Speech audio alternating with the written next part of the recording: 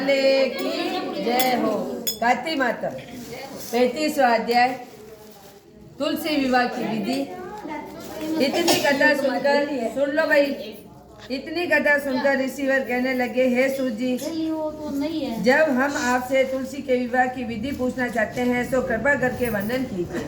ऋषिवरों के ये वाक्य सुनकर आनंद से मग्न हुए सूत जी कहने लगे, हे मुनीश्वरों, अब मैं आपके सामने तुलसी जी के विवाह की विधि का वर्णन करता हूँ, इसलिए सावधान होकर सुनो, सुनने का कष्ट करें। यह उत्तरायण रवि हो, गुरु शुक्र का उदय हो, विवाह के नक्षत्र हो, विशेष पूर्णिमा हो, कार्तिक का महीना, भीष्म पिचक एवं तुलसी वन में अपने घर सुंदर मंडप और उत्तम हवन कुंड से रहित मनोहर वेदी की रचना करता हुआ ऋषिवत ब्राह्मणों के विद्वान में राग देशादि से रहित निमंत्रण करें। ग्रह यज्ञ प्रारंभ करता हुआ मातकों के पूजन करें।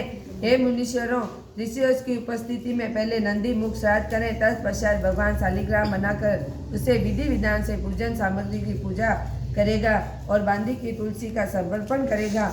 वह इस प्रकार विवाह विधि से तुलसी का पानी ग्रहण करने के बाद विधि पूर्वक होम करें। इसके बाद यजमान भाई बंधु सेवकों के साथ ऋषिजनों के सहित विष्णु भगवान की प्रेम प्रदक्षिणा करता हुआ शांति पाठ और मंगल गान के साथ ही गाजे बाजे बजाने चाहिए।